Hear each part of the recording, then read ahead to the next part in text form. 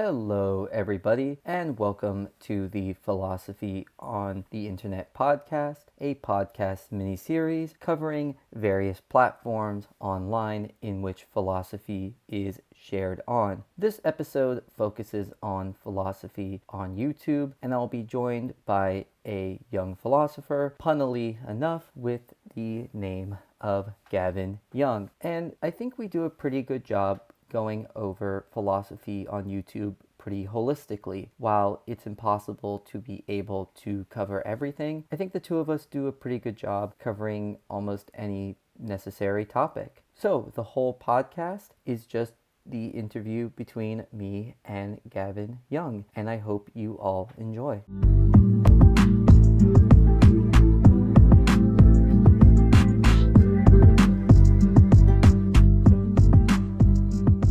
Hello, everybody. So, I am here with one Mr. Gavin Young, who calls himself an aspiring philosopher. But if you go to his channel and check out his work on YouTube, it definitely has a lot of actual weight and philosophical value. No aspiring right there.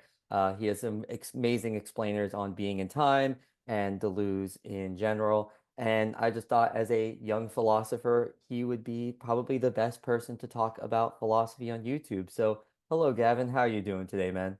I'm good. I'm glad to be here. Thanks for having me. No, thanks for just being on. So there's a lot of directions to go with philosophy on YouTube, but I would assume that more and more these days, with younger and younger philosophers, a lot of them got their introduction to philosophy on YouTube. Would the same thing go for you? Yes, in certain senses, a lot of figuring out what I wanted took place by just kind of perusing YouTube and finding the little pockets of wisdom that interested me the most. Yeah, I mean, one thing that YouTube is really great for is that probably the first philosophical text I read was The Myth of Sisyphus, and then just the number of explainer videos for Albert Camus is amazing. Do you ever find yourself doing that with any sort of the authors you've read, like Nietzsche, Deleuze, or Heidegger, where you'll like read the text and then check if a YouTube video is saying the same thing or something different? Oh, for sure. And I mean, maybe even before I get my hands on a text, like sometimes I'll go for months of like anticipating a text and just absorbing everything I can find on YouTube. Because if you can get your feet wet with a number of different interpretations, sometimes that's helpful before going into a work because you can see the historical influences, you can see some of the other theory that they're playing on and whatnot. And it just kind of, it helps to have all the help you can get. But since you go to a lot of YouTubers, do you have any sort of like go-to favorites where you're like, oh, that's my boy? And we're not going to do negative call outs. No need for any of that sort of energy in here. But in terms of the positive people that you're like, this one's a good example, this one's a good example, who would you say are some of those really good channels to go to for just any philosophy in any particular category? Yeah, Dr. Michael Sugru is one that in all of my classes and all of the philosophy spaces that I'm interested in, most people know of him. He's now a deceased professor, but he put out on YouTube, or one of his family members did, a lot of the lectures that he did.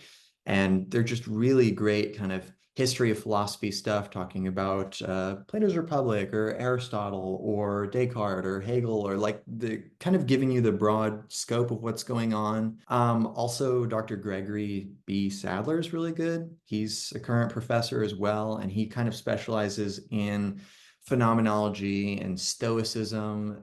He has a half-hour Hegel series, which is like half-hour lectures dedicated to each single paragraph of Hegel's Phenomenology of Oh my Spirit. God, that's detailed. Yeah, it's like an insane project, and he just recently finished it, I believe. But as I was making my way through Hegel, I would kind of supplement my reading with him. So both of those people are really good. And then in like the kind of postmodernism space, theory and philosophy is really Oh good. yes, and he also has a Spotify dedicated podcast, so he puts his stuff out on every platform for sure. David Hmm. Ginio, if I'm not mistaken. Yeah, yeah, and he just recently got a professorship, which is super cool. But he's really into postmodern theory, post-colonial theory, gender studies. There's also plastic pills is another kind of similar philosopher in the postmodern space, and like psychoanalysis. So they're kind of my go-to guys if like I need some kind of I'm going into a new book, I'll check out what they have to say. Yeah, and that's one of the nice thing. Like, it's easy to see YouTube has this kind of space for everyone, at least, well, as a site, it was originally planned, obviously, with the Mr. Beastification and the monetization of the space to such a hyper degree that is now.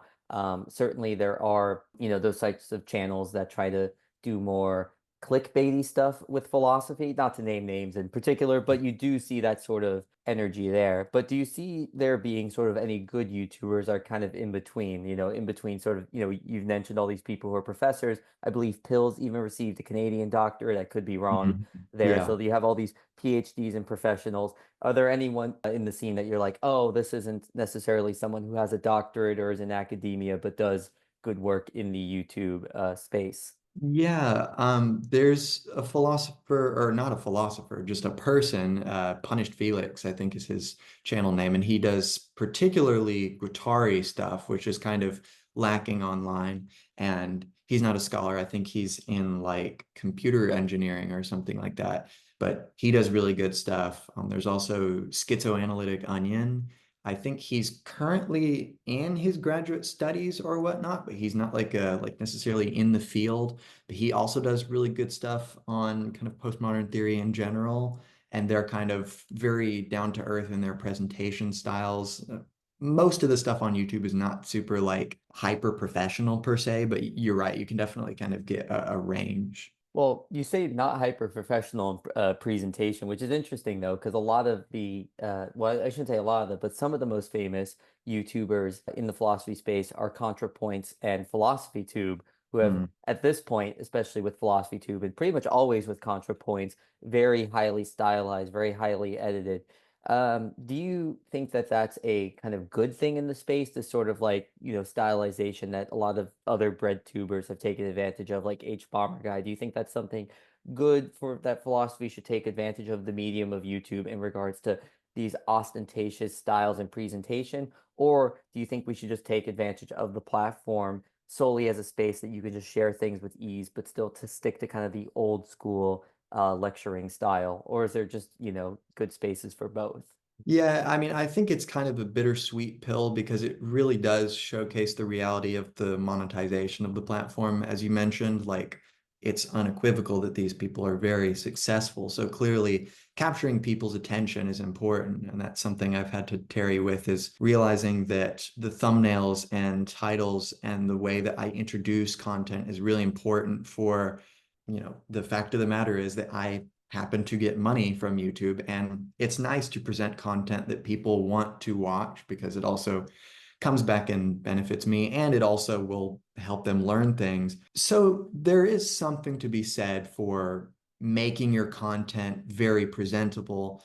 But for me personally, that's not the way I like to go about using the platform, insofar as I find that it tends to be good for summarizing texts, but when it comes to like actually digging into primary literature and kind of, presenting and reading long quotes or going into the very specific syntax or theory or axioms of certain sentences and stuff like that, that's something that I enjoy the most. And I think that that is much more benefited by a more traditional format, kind of as if you're in the classroom and you're watching a lecture. So I think it kind of depends on the kind of person you are. But I do think that sometimes that kind of content focuses more on the presentation, so much so that it may dilute the specificities that's necessary when you're talking about someone like, I don't know, Heidegger or Lacan, especially. A lot of Lacan content on YouTube is very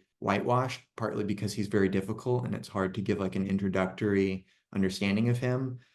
But also just when these people are popular, it's easy to just give kind of a face value interpretation. Yeah, for sure. And one thing that I guess, given that kind of face valueness, also that I'm surprised I haven't seen, because, historically in the history of philosophy, as much as, as philosophers would like to try to present it as, people searching for the truth or examining ideas or even questioning if truth can even be true. A lot of it's just petty squabbles sometimes. Like one of my favorite quotes from a philosopher is Friedrich Nietzsche calling John Stuart Mill a flathead. And these sorts of things happen a lot. So I guess I'm surprised there aren't more philosophy react videos. The only ones I really see are from Wisecrack a little bit, but even those aren't proper kind of reaction videos. There's a kind of essay. So I'm surprised there isn't a lot more of, that sort of thing where people are doing constant react videos against each other, like, oh, philosopher reacts to, a Heidegger video. Because, we have, I mean, not obviously with guys like Kant, but we have, interviews with guys like Zizek and Heidegger and, Derrida. So do you think there's any reason why there hasn't been just kind of like the Kai Cenat of YouTube philosophy that's just sitting there and going like, oh, or do you think you think it's because of that air of professionalism or something else going on? Yeah, I think it's really interesting because like in the professional philosophy realm, not that I'm in it per se, but I know You're just getting there. You're gonna get there. yeah, I know from secondhand knowledge that there are some very serious and lively debates between, I don't know, Putnam and Rorty or Derrida and Baudrillard or like all kinds of people who are very actively engaged in kind of bouncing their ideas back and forth. And I think that kind of doesn't really occur on YouTube as much, solely insofar as collaboration can be kind of difficult. Oftentimes people occupy a very small kind of niche. And when it comes to collaborating on content, your forms might be so different that it's hard to kind of condense it into the same thing. Oftentimes, we don't present our content in the most purely scholarly way, insofar as like laying out axioms or like giving a very systematic approach to the thoughts such that they can be responded to. Oftentimes, it is a lot of us giving our opinions and stuff like that and just kind of sailing it into the wind. So maybe it's a mix of kind of a difficulty in getting perspectives to come together and forms of presentation, and also that professionalism of, oh, I just kind of work in my space and that's it. Well, given that, I mean, YouTube really allows for hyper specialization, while its algorithm certainly isn't as fine-tuned as something like TikTok, because I don't know what the heck they're doing with their TikTok, I Mhm. mean, algorithm, but it's just so like hyper specific. But given that YouTube can do a pretty, decent job, do you see a movement? Because you've talked about a lot of professors and, PhDs already talking about stuff within their own field. Do you think it's going to grow to the point of being like something almost standard that you just see? Not necessarily a large majority, but you just see a vast portion of scholars come on and use YouTube as a space to kind of air out their ideas and like work towards their paper, even use comment sections and stuff like that, and just getting out their scholarship? Or do you think it's going to continue kind of being seen as kind of like a niche fad for some professional academics to use? I mean, I know your answer in this regard, even when you do your own professorship and stuff like that. I can't imagine you shutting down your YouTube channel, but do you think that, guys like you are going to be on the rise, or it's just going to kind of stay kind of similar percentages? Yeah, I think that like as someone who just really enjoys teaching, YouTube is naturally something where I can put out long form content on basically whatever I want. I don't have a schedule. I don't feel like a need to put out stuff. It's just what I enjoy doing. So speaking from my personal experience, it seems like a very appealing platform in that regard. And it seems that more and more as I'm talking to like my professors and talking about what kind of steps do I need to be taking, social media presence is a lot more important. I mean, of getting out, ways for people to see what you're doing, especially so you don't get kind of swallowed up in the job pool or the applicant pool. So I think that from what I've talked about with a lot of my professors, it seems that it would be advantageous from a professional perspective to get on YouTube. It helps get you recognized. It can give all kinds of fantastic connections, such as this one. So it certainly seems like it's an advantageous option, but I'm sure that not everyone is going to, especially some of the old timers are going to be like, well, the internet is banal and not professional, whereas my classroom is all fancy and that's where I do my teaching. But I imagine that will change over time. Yeah, for sure. And I mean, as more of, old timers, well, I'm certainly not an old timer, right? Like I have a couple years on you as an adjunct, which I would call a actual existing connection. I don't know about fantastic connection, but all self-deprecating jokes aside, yeah, the old guard is certainly going to go away, right? Where you have, professors who did not know a time, before the internet. You have professors who at some point are just can aren't going to remember a time before, the smartphone. So I certainly think that you're definitely right about that, and especially if old guard professors are starting to recommend YouTube for sure. But speaking of something kind of swallowing up the YouTube philosophy scene, stoicism, man. It seems about 50% of all YouTube philosophy. I have no way of testing this out. I haven't done a large data study. I don't think anyone Mhm. has or will bother. But it seems like Stoicism is really dominant on YouTube philosophy. Why do you really think that is? Do you have any of your own sort of thoughts on like why that's the predominant philosophy on the YouTube space? Yeah, yeah. I noticed the same trend that you do, and I think there are a number of reasons for it. I think one is just that since we've been talking about that, like YouTube is a monetized platform, and as such, your content needs to be commodifiable. I think a lot of people, especially like, hardcore working class people who are just, they've got a very busy day and they need some kind of respite at the end of the day. They go on YouTube and they don't want something super engaging. They don't want to learn about the phenomenology of spirit. I mean, most people even who are in philosophy don't really want to do that most of their days. You have to be in a very specific mindset. So Stoicism can kind of become this establishment friendly way of creating kind of little nugget sized bits of wisdom. I mean, it almost turns philosophy into a list of life hacks, which I think is a somewhat dogmatic way of approaching philosophy. Like, oh, you're the scholar and you just tell me a list of facts that will help me live my life better. And it's like, okay, sometimes it is just getting exposed to new ideas, pure and simple, that's important. But I think there is a bit of work that's required for some of the most enjoyable philosophic experiences of mine. So I think that Stoicism kind of satisfies that, I don't know, cultural truth for the masses kind of thing. Yeah. And I think it also applies to more conservative minded people who are looking Hmm. for, something that's going to make them more manly or resilient. And like with the manosphere becoming so popular on, Right, we got like Andrew Tate talking yeah, about it, or yeah, David Goggins yeah, talking about it. Yeah, for sure. Or and I mean, I'm not one to diss mass philosophy. I'm a big fan of mass philosophy stuff, but yeah. it's certainly its own thing, right? Like it seems that Stoicism on YouTube, in many ways, for better and for worse, what Oprah's self-help was for women on TV, Mhm. right? You have these guys talking about Stoicism on their various YouTube platforms, and in many ways it has sort of that dudification, digitization kind of veneer to essentially what Oprah is doing, just Mhm. being like, how can you improve as a person? Here's a product. That being said, though, it also seems interesting that the other person taking off it, because you talked about how Stoicism is kind of seems to be becoming an establishment philosophy, and it certainly was in its heyday in the Mhm. Roman Empire, but kind of a non-establishment person who's becoming very accepted in these same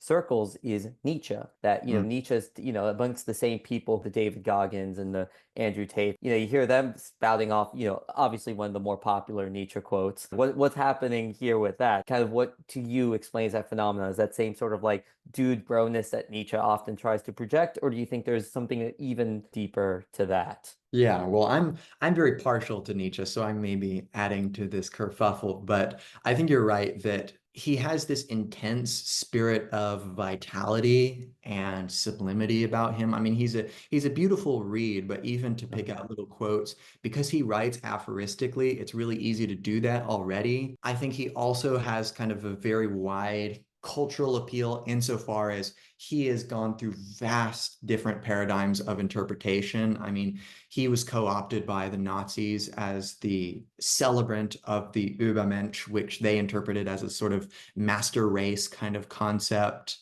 that it's, celebrating conflict and destruction of the lesser and whatnot. Whereas most kind of modern Nietzsche scholars rightly see that as a bastardization of his thought. Yes, yeah, especially through Kaufman, like, thanks to Yeah. the Kaufman translations and prefaces, like we were able to see in it because, a lot of the work in English before was what Thus Spake Zarathustra, and then The Will to Power was also Mhm. translated pretty rapidly, and kind of the other works didn't have quality translations, if I'm not mistaken, before Yeah. Kaufman and Ryan Hollingdale, yes. Yeah, yeah.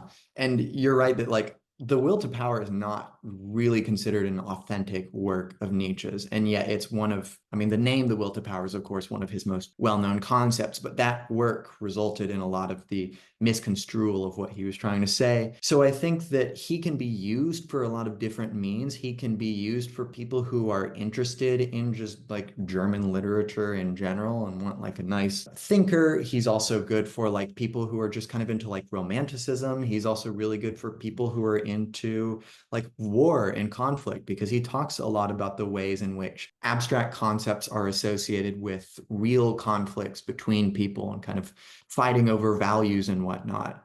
So I think while he often can seem like, oh, he's very clearly, an atheist or a Nazi, or you can give all these super, super strong labels that seem like they sum him up, he can do a lot of work in a lot of different spaces. And I think a lot of people maybe try to stretch him beyond what is merited, but nevertheless, I see the appeal. Yeah, for sure. I mean, he's probably like another 20% of the YouTube content. And so in many ways though, right? We certainly do want to speak to the diversity of YouTube content, but one of the ways it's also potentially like limiting just by having, these long form upload times and all these sort of niche topics is it's a very dude space. However, what's also interesting simultaneously is arguably the two most popular YouTube philosophers are trans women, both in ContraPoints and Philosophy Tube. I don't really think there's anyone bigger in the philosophy space in terms of Yeah. consistent viewership and subscribers. And so, in your sort of opinion, I mean, it's not just sort of the so like why is philosophy dude centric? Don't need, that's a whole nother sort of history. But do you think in regards to obviously YouTube is going to kind of reflect the demographics, but why do you think also simultaneously, even though that philosophy is such a dude space, there has been such this openness towards true trans women? Do you think it's something just about the YouTube audience? Are philosophers truly the enlightened people? Or do you think it's just because they present well, they're doing something in and of themselves, and we can ignore identity altogether with these two most popular YouTubers? Yeah, well, I think that you can make some kind of broad statements about a lot of people who have philosophical dispositions. They tend to be on the more skeptical side, the more critical side. They tend to be on the more maybe emotionally complex in terms of kind of being self-aware of what one's emotions mean for their interactions and whatnot. That's kind of an important thing. And I mean, even in Stoicism, how do you handle your emotions and whatnot? And like for me, getting into philosophy, I got into it by way of the atheist skepticism space. So I think there's a natural continuity here where people in these spaces are critical of a lot of norms and whatnot.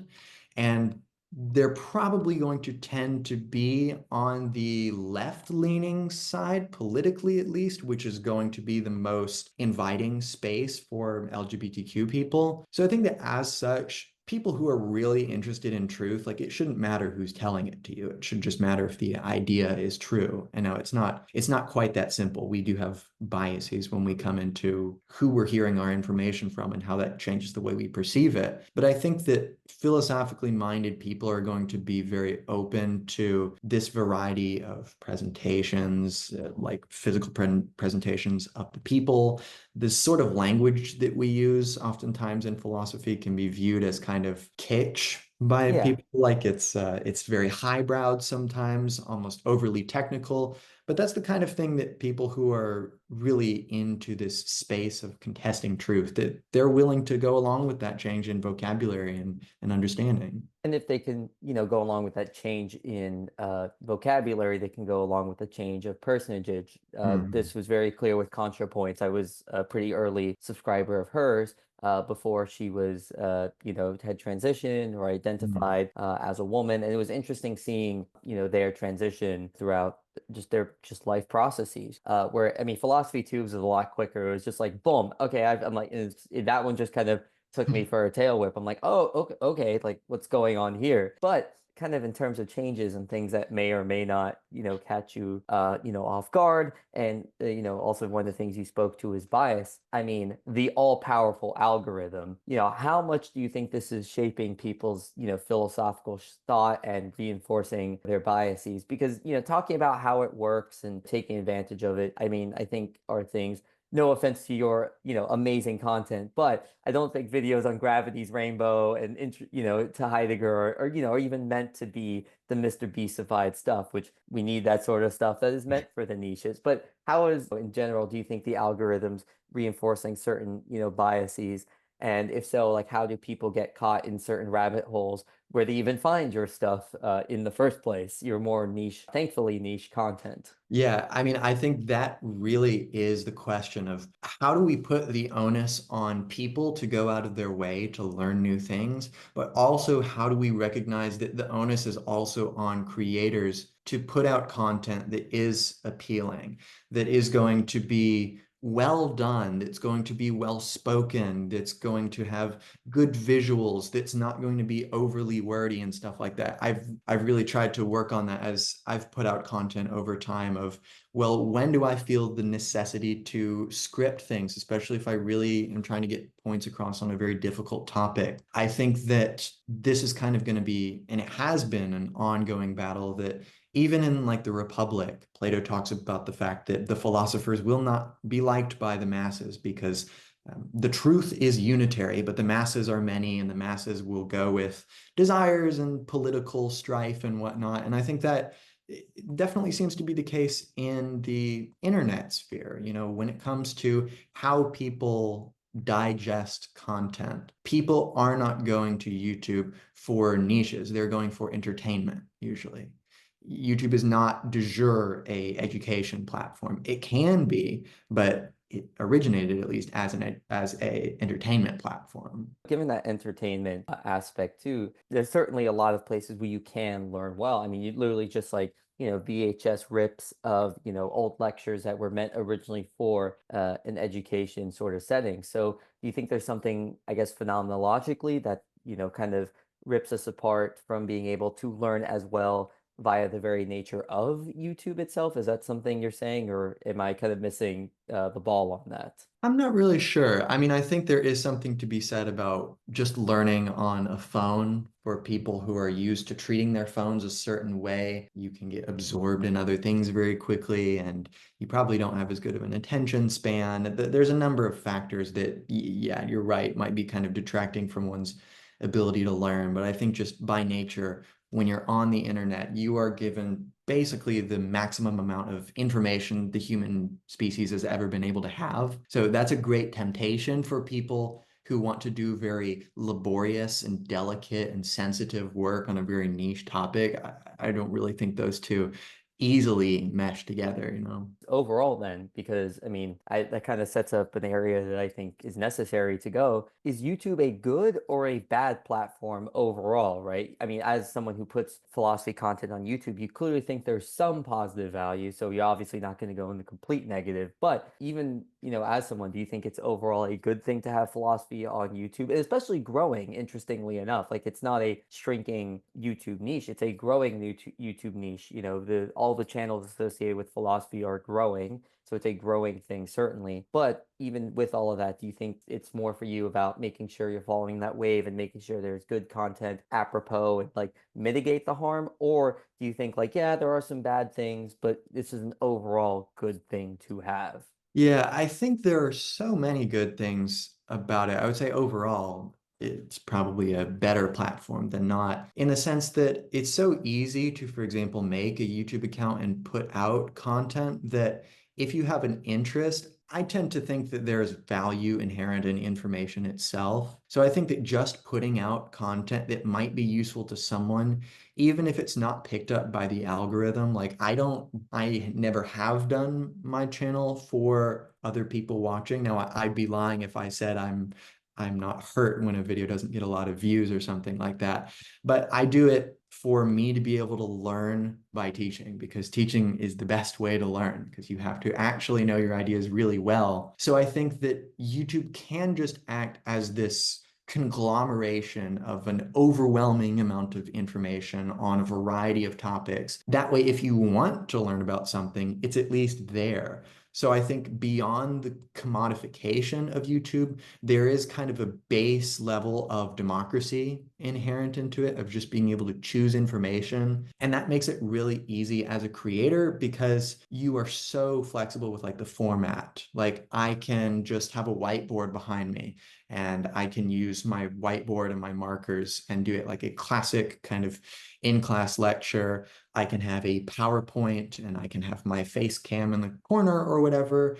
I can just have a background and just have audio, and I can record a video essay, be it an essay I wrote in class or just independently. Like there are so many varieties of the length of the content, the level of formality I bring, whether it's going to be something fun like a tier list of philosophers or like, I don't know, a book haul or something like that. Like you can really kind of make it your own. Specifically with philosophy, the comment section can be very useful. Occasionally you can get some very useful interactions. And occasionally the exact sort of opposite. But even Hmm. even beyond the ways you're talking about, one thing I'll do for my own students, even as a non-YouTuber, sometimes if I'm absent, I've only had to do this twice so far, I will make a video for my students. And I've done some freelance editing work, so I could do like fancy animations. I did one where I did Schopenhauer's Hedgehog's Dilemma, and I put Sonic the Hedgehog and Amy. I did animation where they get close in the cold and then they get far away and close in the cold. So even then, like, it's a useful thing for even just outside YouTube as a platform. You don't even have to put things out into the public, which is another thing that makes it useful for academics or non-academics. Like it's a platform you can still share ideas and keep things unlisted for users for sure. You talked about very briefly sort of having good comments, which is definitely the ones we want to focus on for sure. But do you find sort of just in philosophy comment sections a higher levels of productivity,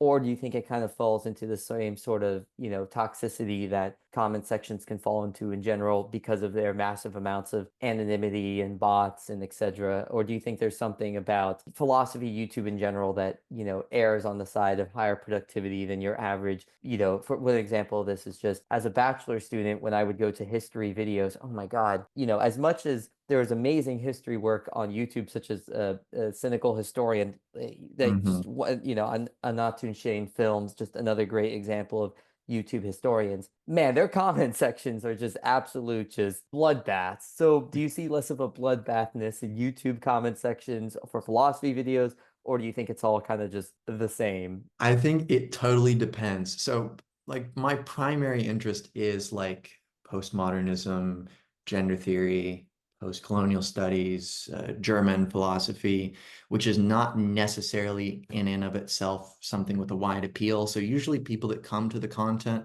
have probably searched it to find it. They haven't accidentally stumbled on it. So, with my primary kinds of content, yeah, usually I'm getting very productive comments. It's either some kind of constructive criticism, adding on an idea, clarifying something that I said in the video, in which case I'll pin it so that people in the future can see it. But I kind of secondarily am very interested in philosophy of religion. Now, whenever I put out a philosophy of religion video, that is just an absolute bloodbath of people who will have their comments in all capital letters because they think it makes people see it better, or giving me verses or just like insults and stuff like that. And there's different kinds of people who are coming to videos for different reasons. Oftentimes when people come to those more heated videos, it's at the outset to critique and whatnot. So it really depends on kind of the level of appeal and the kind of people I can expect to get in a given comment section. Yeah, I mean, especially if, people are already on the philosophy of religion bandwagon, and depending on how they got there, maybe through a bunch of like logic videos, or, Hmm. if they got there through Kent Hovind, right? Like, Hmm. and those, the algorithm, whether you start with logic or whether you start with Kent Hovind type individuals, they could still filter down to you because, you're someone obviously that has your viewpoints and beliefs, but you just try to explain the philosophers as what they are thinking. Of course, you give your opinions, but you're a lot more of a comparatively neutral voice on philosophy of religion compared to others. Typically, people already come in with their sort of pitchforks, ready on certain topics. And certainly those philosophy of religion videos draw a certain type of crowd. But given kind of that, right, given kind of the connection between having non-philosophy people come to those types of videos I mean, do you think the YouTube algorithm is purposely trying to favor certain stuff and certain search words? Like, do you think there's someone at YouTube going like, "Hey, maybe we should promote more of this Nietzsche stuff. Ooh, people like this religion stuff. We can get like a Christian Mingle ad on this." Like, do you think there's anyone that's bothered to be that specific with YouTube philosophy to promote certain philosophical content above others? Maybe put down some alt-right stuff in favor of some breadtube stuff, like Radical Reviewer versus, putting out, oh God, I know Milo's not on YouTube anymore, thankfully, but, individuals still in that sort of Sargon of Akkad, former sphere. Or do you think YouTube philosophically just, who cares? Whoever's getting the clicks and the views. Yeah, I think unfortunately, YouTube can kind of work off of the autonomy of the madness of the human spirit. Like, we just tend to gravitate towards the divisive stuff or stuff that just catches our eye. And honestly, like, as a creator behind the scenes, like, yeah, I'm paying very close attention to the tags I put on my videos because that's going to control what search terms are going to come to my videos.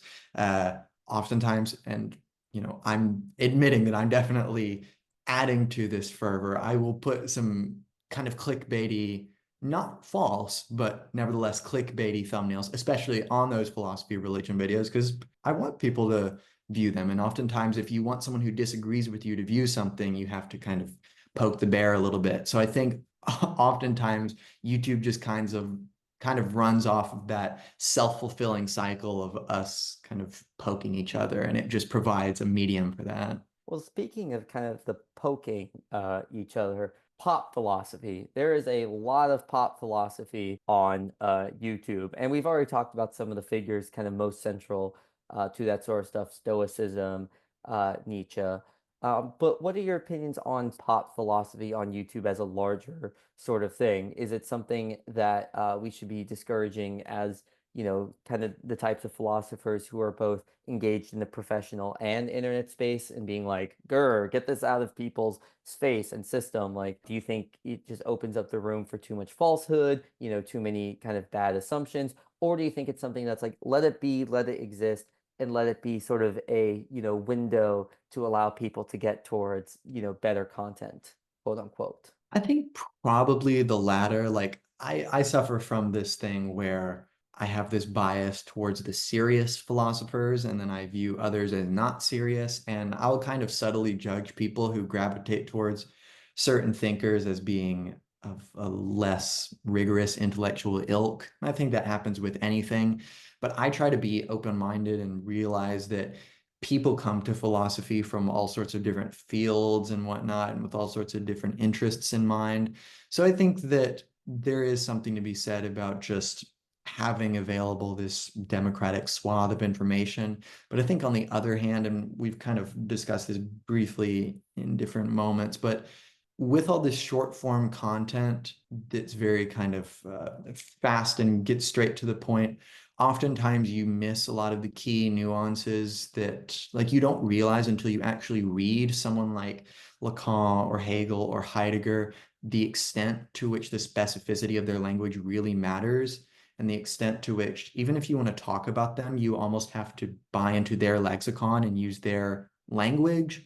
And I think when you bring that into a popular space, you run the risk of these rampant misinterpretations, the likes of which we see with Nietzsche, for example, or this kind of explosion in Stoicism. So I think there's a careful dialectic here where it's very easy to give off the air of being a professional and knowing what you're talking about, and how, as a consumer, you can be watching out for that. I mean, how do you really know if someone knows what they're talking about if you haven't read the work too?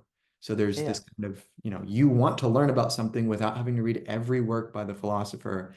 But then on the other hand, you don't want to just fall into the internet space, which is going to give you kind of clickbaity interpretations. Yeah, and even professionals like I really like I forget his name from Wisecrack, but the internet deadhead guy, he's just, I mean, that's just what he is. But he's has his moments of like, because he was a professional philosopher, when he's done videos on Kierkegaard, he nails it. He was a Kierkegaard scholar, and so he's able to present that in a poppy way that's really well done.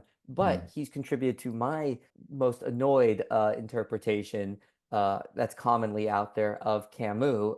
Camus is what got me into philosophy and even through YouTube Mm. entirely. So that's after reading him going down that rabbit hole with YouTube. But one of the biggest misinterpretations of Camus that's out there that the wisecrack guy perpetuated was that Camus is a nihilist, that absurdism is just a form of nihilism. And it's like, it blows Mm. my mind because no, it's a pessimistic meaning of life agnosticism. It is just the Mhm. most pessimistic version of being meaning of life agnostic. And so it's one of these things where it's like the internet space, because Camus is not one of the most read. There's only like two absurdists out there, Camus and Chiron, and not even, people don't even really categorize Chiron as an absurdist. But it's one of these sort of things where yeah, you're definitely right on that YouTube, because information moves so fast, because there's so much of it, anyone can kind of enter in, that people can start perpetuating, mythos again and again and again. I mean, the number of videos about Nietzsche and the horse of Turin is just absurd, as people have gotten deep into Nietzsche know that the original story was from an Italian tabloid. So, and again, but who's going to look up stuff, as you talked about before, someone coming home from work and just wanting to learn something but be entertained simultaneously? Is that person really going to check if, I wonder if Nietzsche did go insane after hugging a horse, or just be like, oh, that's a cool story, and just run with that? And yeah, there is that fine balance of, but what can we then do as people who know better? Like, do we just start like emailing all the pop philosophy channels, commenting on their videos and going, how dare you say this thing that everybody else is saying? What do you think sort of people in between can do about this stuff? Like, should we act as police in any sort of regard, or just completely just live and let live? I mean, I think I very clearly in my lectures try to confront a misinterpretation when I see it. Like one of the biggest ones is that Nietzsche is a nihilist. Now, Mm, okay, what do we mean by that term? Because how that gets interpreted is Nietzsche hates everything. He hates God, he hates values, he hates the state, he hates society, he hates everything. He is the hammer philosopher. You can get such a myopic view of Nietzsche online versus you go and read Thus Spoke Zarathustra and you hear all the time about God is dead, but you don't hear about I could only believe in a God who could dance. Like you don't hear about this other side of Nietzsche, which is the more characteristic part of him, which is elated at the earth itself and the universe and the happiness of the human spirit and will to overcome challenges. So it's important that as creators on the space, that interpretations that are wrong are pointed out as wrong very clearly. Like it's okay to kind of get vitriolic when one of your favorites is being misinterpreted. And I think also we need to support people being interested in reading. People often think that YouTube is just a fast track to learning philosophy. It's not. It's just not. I mean, you can get a nice kind of summary and it can go along well with the text, but like even though I think that some of my lectures on being in time are nice, you're not going to understand being in time if you haven't read it. So I think that encouraging people that YouTube is important, but reading is nice too, and it's fun. And a lot of the stuff I'm talking about, I'll just be like, you just have to read it. And that's yeah. important. Yeah, it's almost a semi-drungza attitude that you have, where it's like, let me be in my mud, but still, like, let me be in my mud, and then that thing you did over there, like, I'll bring it over and talk about it and critique it, and and then other people, right? No need to confront creators directly. In my personal opinion, I definitely agree that that's the right track to go. And then, honestly, interestingly enough, brings us back into sort of our reaction sort of segment, where it's like, yeah, I think I do agree that I'm surprised that there are so few people in the scholarly space not doing the reaction stuff. But I can definitely see YouTubers not wanting to devolve into sort of a Keemstar sort of thing and get caught up in a, H bomber guy sort of YouTube, drama. Like yeah, it does create that fine sort of thing where it's like this stuff needs to be reacted against because of the low threshold, but simultaneously creators not wanting to get caught up in drama.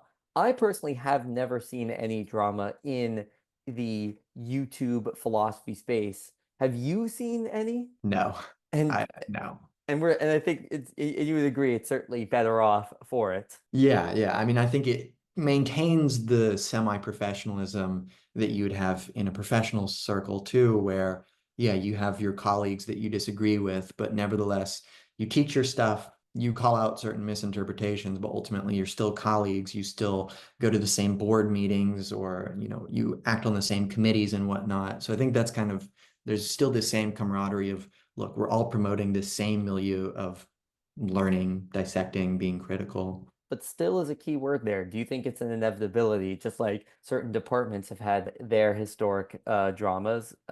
We can just take Harvard as a very good example. That's just in multiple instances.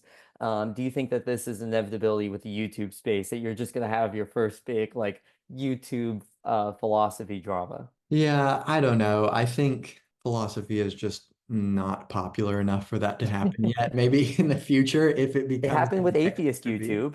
Yeah, that's true. That's true. Yeah. Yeah, where the Amazing Atheist and Thunderfoot, Logic and Armored Skeptic, like all these guys split off from each other over, the issues of Islam and Mhm. most importantly, the Gamergate, feminism, trans stuff. And yeah, I mean, do you think there's going to be a point, maybe because this is the classic one in our own field, like is there going to be continental YouTube and analytic sort of YouTube, and these guys are just yelling at each other? Or do you just think, again, it's just going to remain so small and so niche and so algorithm derived that there's not even going to be a point where any of these two guys are having legitimate access to each other? And that would, if there is a YouTube drama, it would be between two Delusian guys. Yeah, I think you actually pointed out one that I wasn't really thinking of. The analytic continental divide. I do see that a tiny bit on the YouTube space. Like there was a video that went kind of semi-viral, and the title was like, "Have continental philosophers been lying to you the whole time?" or something like this. And it was quite frankly just a caricature of continental philosophy. This was clearly someone very, very motivated to give a particular kind of, oh, continental philosophers are unspecific. They're concerned with stuff that's banal, fleeting, unimportant, overly politically zealous, or something like this.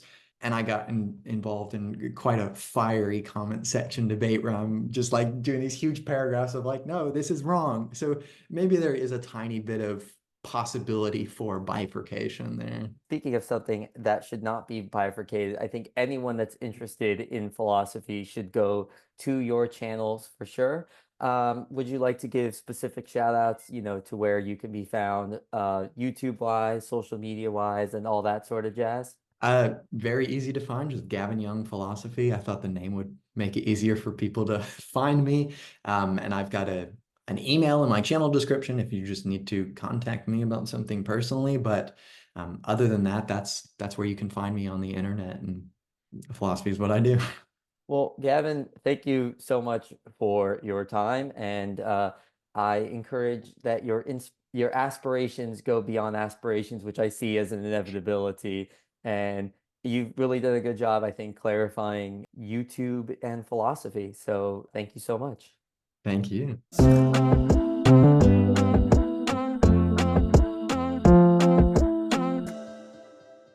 I want to finish off this episode by saying thank you to our host, Philosophy Today, and I want to thank you all for listening to this episode of the Philosophy on the Internet podcast mini series. Thank you all for your time, and adios.